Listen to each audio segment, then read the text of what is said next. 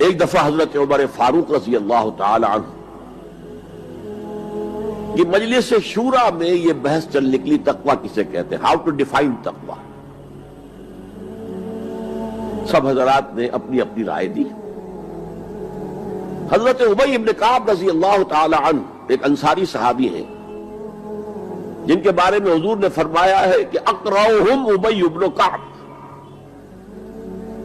میرے صحابہ میں قرآن کا سب سے بڑا جاننے والا ابی ابن کعب ہے۔ وہ خاموش بیٹھے ہوئے سن رہے تھے باتیں۔ حضرت عمر نے خاص طور پر کہا، ابی آپ نے کچھ نکاح فرمائے؟ اب انہوں نے کہا کہ امیر المومنین دیکھیے، اگر کبھی آپ کو کسی ایسے جنگل میں سے گزرنا پڑے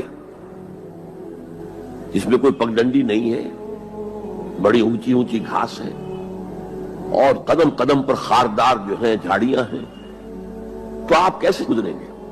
جسے میں بار بار کہہ رہا ہوں، پھونک پھونک کر قدم رکھنا۔ دیکھ لو کہیں اس گھاس کے اندر یہاں کوئی سانپ جو ہے وہ کنڈلی مارے بیٹھا ہو، تمہارا پاؤں سانپ پر جا پڑے، یا کسی اور موذی جانور کے بل میں پاؤں جا پڑے، یا کہیں تمہارے کپڑے جو ہے وہ کسی جھاڑی کے کانٹوں میں الجھ جائیں، بچ بچ کر نکلنا، یہ تقویٰ ہے۔